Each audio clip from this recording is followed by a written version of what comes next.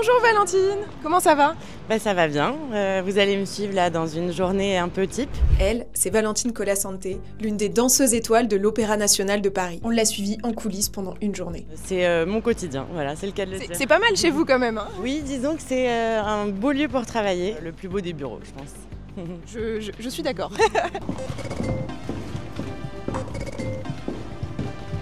Ah oui, vous avez les noms sur les portes, c'est ça? C'est les noms des étoiles? Des danseurs? C'est mon deuxième appartement. Ça ressemble à un appartement en plus. Et c'est l'avantage un peu dans très peu de compagnies au monde. Les danseurs ont ce luxe-là, d'avoir une pièce qui leur est vraiment dédiée dans le théâtre. Vous allez voir, c'est plutôt spacieux, c'est plutôt confortable. Pas mal d'être une étoile. Avec des tutus partout. Alors, comme vous pouvez voir, il y a des tutus de répétition. T'as combien de tutus en tout? Voilà, je les compte plus. Et des chaussons? Des chaussons non plus, je les compte plus. Les chaussons, j'en utilise à peu près une vingtaine de paires par mois. Ah oui, c'est tant que ça s'abîme hyper vite en fait. Ça dépend des danseuses.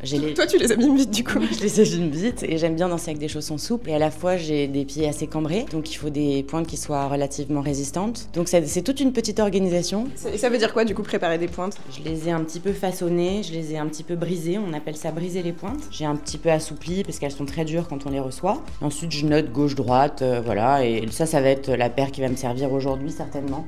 Donc là, je fais pas une coiffure, disons, je m'applique pas autant que pour un spectacle. C'est une coiffure qui doit résister, disons, à la journée et aux multiples pirouettes de la journée. Est-ce que la danse, ça a influencé ton rapport à la féminité? De bon matin, alors.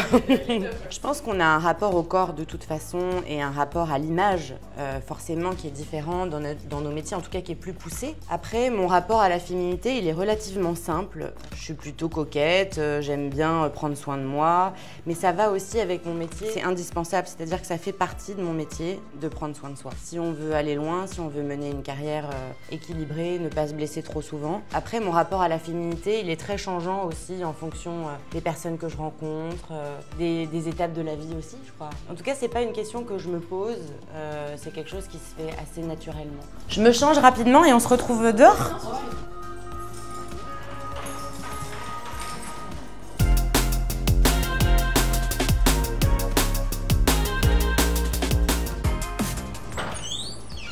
C'est labyrinthique ici par contre, hein. J'ai une question idiote, mais en vrai, est-ce que la souplesse, ça s'apprend vraiment ou c'est quand même pas mal d'être déjà souple quand on commence la danse? J'étais pas particulièrement souple. On est rarement, en tout cas quand on commence la danse, on est rarement raide partout. Ça c'est sûr. Il faut quand même quelques aptitudes. On est parti pour une heure et demie de cours. Et ensuite j'aurai une petite pause d'une demi-heure. Et ensuite j'enchaîne les répétitions de l'après-midi.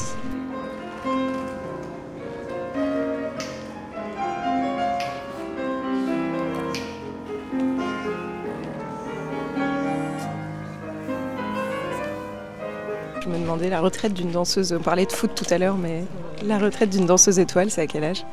La retraite d'une danseuse étoile, c'est ici en tout cas, à 42 ans. Très précis du coup comme chiffre.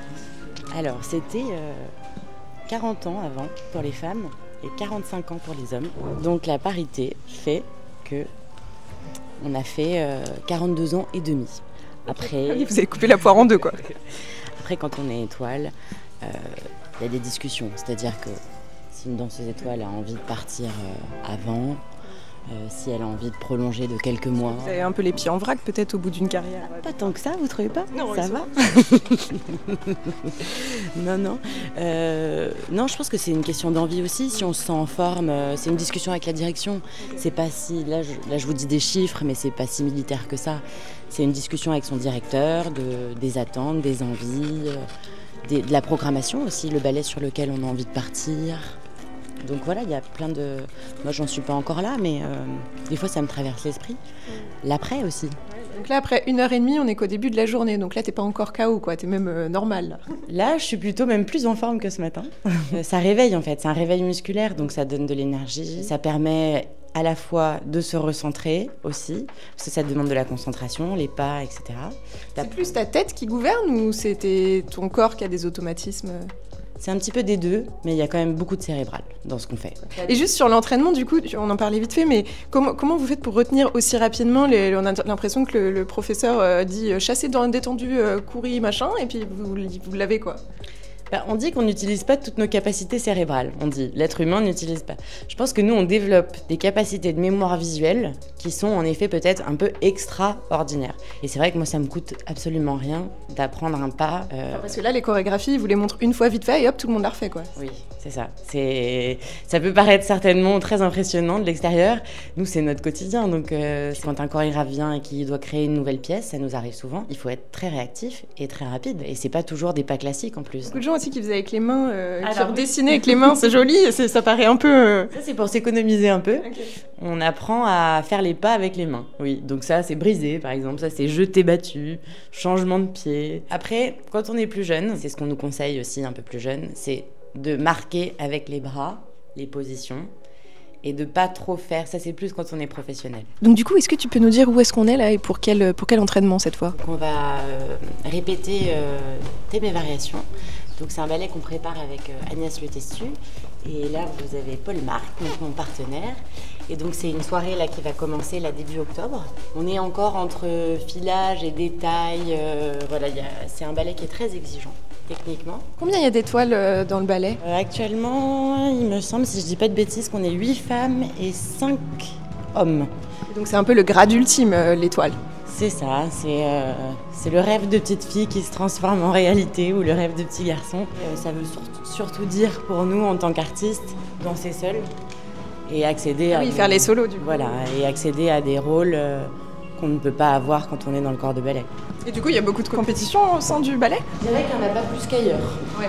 C'est-à-dire que, certes, c'est un système pyramidal, donc forcément, tout le monde n'arrive pas à être étoile. En tout cas, je me suis rarement comparée aux autres. D'accord. Donc, c'est pas une compétition malsaine. Ça demande beaucoup de rigueur. Après, moi, je me sens libre en scène quand j'ai bien travaillé, quand je sais que c'est prêt, quand tout a été réfléchi, pensé, aménagé, approprié, digéré. Donc, toutes ces étapes-là, elles sont indispensables dans le processus du spectacle vivant. Et finalement, je suis libre et je me sens à l'aise. Et je vis bien un spectacle quand je sais que j'ai mis toutes les chances de mon côté pour que le spectacle se passe bien. Et ça, c'est l'un de mes endroits préférés. Vous avez de la chance aujourd'hui. Mais il y a plein de monde là. Ah ouais, mais c'est magnifique. Voilà. Et ça permet d'accéder à un des studios. C'est un autre studio que j'aime beaucoup. C'est sublime. Hein. Et qui est très beau.